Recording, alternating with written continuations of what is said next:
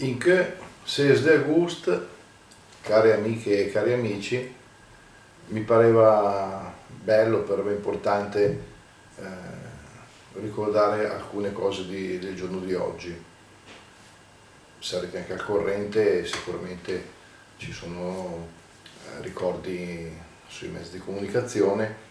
La prima roba che vi ridì è che proprio un po' di mesi fa si arriva alla 4ª medaglia d'oro di atletica agli Olimpiadi, quindi come dicevano i commentatori non ci sono mai state 4 medaglie d'oro solo dell'atletica alle Olimpiadi, quindi 100 metri piani, salto in alto e ben 2 medaglie dalla marcia, storica disciplina che per gli italiani ha portato sempre dei successi, e appunto i ragazzi e la ragazza dei 20 km di marcia maschile e femminile hanno conquistato questi allori.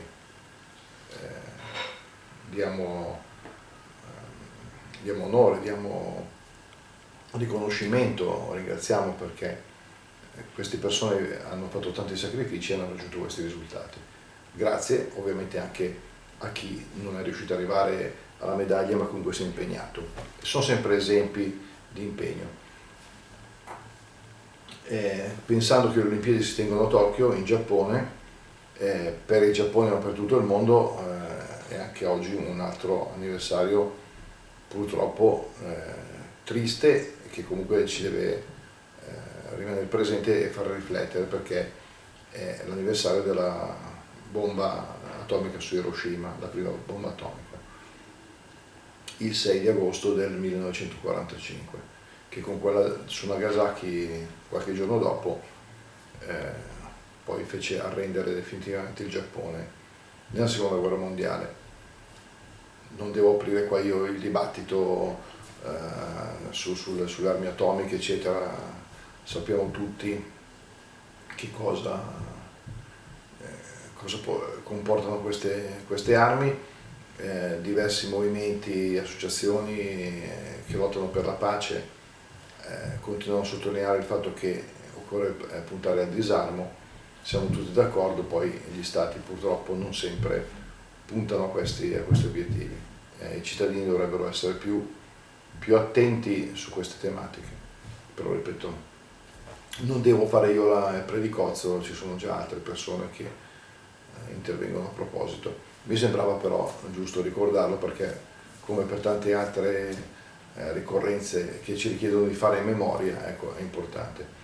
Poi l'altra roba che è liturgicamente per i praticanti è la festa della trasfigurazione del Signore, raccontata nei Vangeli, appunto in cui Gesù porta sul monte gli apostoli Pietro, Giacomo e Giovanni e si trasfigura, cioè si fa vedere nella sua gloria e compaiono Mosè ed Elia insieme con lui.